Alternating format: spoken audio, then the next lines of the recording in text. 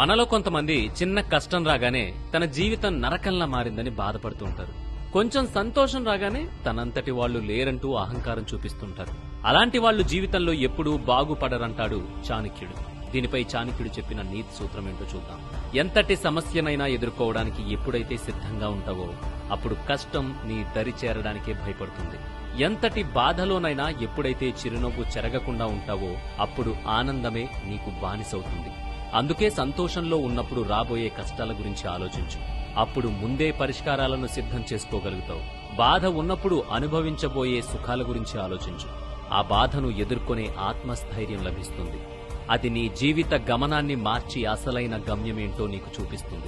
అలా నువ్వు జీవించగలిగిన నాడు నీకు ఎందులోనూ ఓటమనేదే ఉండదు. గెలుపు నీ వాకిట కాపలా కాస్తుంది. అలా కాకుండా ఎప్పుడైతే ఆనందంలో ఉన్నప్పుడు అహంకారంతో నీ అంతటి వాడు లేడనుకుంటావో, బాధలో ఉన్నప్పుడు భయంతో వణికిపోతావో, నీ శక్తి సామర్థ్యాలపై కాకుండా అదృష్టాన్ని నమ్ముకుని ముందుకు వెళ్లాలని ప్రయత్నిస్తావో అప్పుడు నీ జీవితం నరకంలా మారుతుంది. కష్టాలు దుఃఖాలు నిన్ను వెతుక్కుంటూ వచ్చి నీ జీవితాన్ని దుర్భరంగా మారుస్తాయి.